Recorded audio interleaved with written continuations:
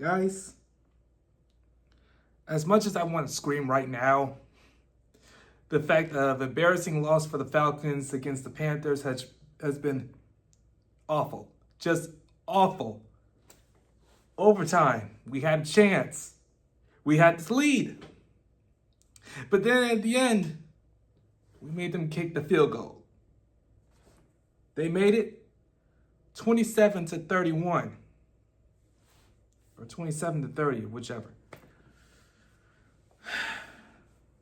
And now we get to the point that now that game was over, we have a major problem. Penix is hurt. And it's clear to me he won't be back until next year. In about 9 months, I believe, or probably 6 months.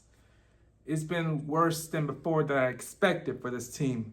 And now we feel like something has to change. And now Raheem Morris saying we have to change quarterback plans. How's that going to help us? We got a 37-year-old man who can't even play good. We got a player that we never heard of before that played for LA Chargers. We have no plan. And the draft is next year. And now people are saying that we should draft a quarterback. And the problem is, you guys just drafted a quarterback last year. This upcoming year, of course. So, my concern is how we're going to fix all this mess right here. Because you got Penix hurt, you got backups coming in, you're trying to figure everything out, and everything's just piled up in the trash of the plate, and now it's fully full, and you don't know what to do with it. I believe the coaching staff needs to be changed as well. Because Zach and Raheem are not up to the task right now. They're not clicked together. They're like this. They're not this. They're this. Which means they're not communicating. They're not trying to figure everything out. They're letting everything all piled up. They make everything worse. They feel like they got under complete control, but they don't. They may act like it, but they don't. They're citing players that we never heard of.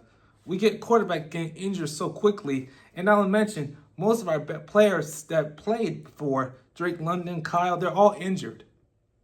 And now we got a little bit left of players we got right now who are terrible. You know, I'm just going to say, guys, I was hoping this year was going to come out smooth and great when the fact that Raheem came to Atlanta. I thought things were going to be different. But it seems like I was wrong. And not only that, I didn't even know that Zach was going to be part of this organization. What should have happened, Arthur Blank could just call on somebody to join the team, or Raheem Morris could call someone else instead of Zach, then things would be okay. But since he knew Jimmy and Zach, and Jimmy, well, of course, Jimmy Lake wasn't that great at all of a decent defensive coordinator, or even offensive coordinator for Zach Robinson, and even though he, coached for the LA Rams, because those two were pretty much partners when they were working against the Rams team. And they took them to the Super Bowl. And they won. Now we get to the point where they come back to Atlanta and do some crappy things to Atlanta. And now we have a terrible record of 3-7. And we have no way of winning. And now we're up against our rival team, the New Orleans Saints. And yet somehow we signed a player and boost up to the roster, Easton Stick, which I never heard of before. I've never actually heard of Easton Stick. What can Easton Stick do? What kind of potential do you see in this guy? He played against the LA Chargers before. A long time ago in his season. And not only that, they signed a Buccaneers quarterback, Kyle Trask. Kyle Trask is the player who plays for the Buccaneers. And he ain't that good either. I saw him play before in 2022, and he played terrible. He played some good plays, but is he really fit for the play for the Falcons? That's the question that everyone wants to know. Is he fit to be part of the roster? I mean, even though they signed him, which is good, but as far as being on the field, is he capable of winning games is what I'm trying to say. Can he prevent himself making those same mistakes he's done before? Since he made a little bit more progress in 2022, but since it's 2026 coming up, we gotta refresh everything. We gotta refresh the coaching staff. We gotta refresh the quarterback situation, and not only that, I think the Falcons are probably gonna end up drafting a quarterback because they don't have their first round pick. They gave it away to the LA Rams just to get James Pierce Jr. And not only that, they gotta wait for the second round of the 43 pick just to figure out if they're gonna draft a quarterback or not.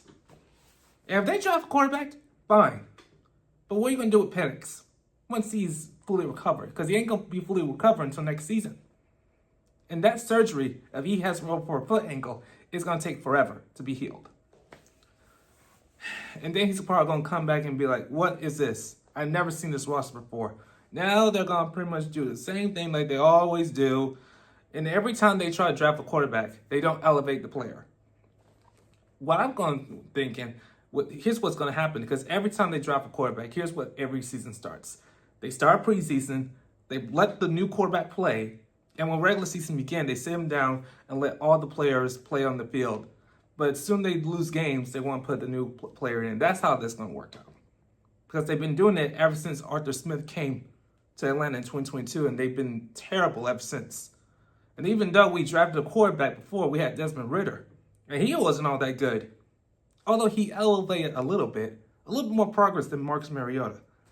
But we got rid of him. He wasn't all that great. Something needs to be done.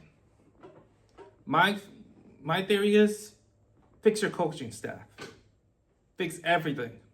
Because everything else is just pretty much downright puny.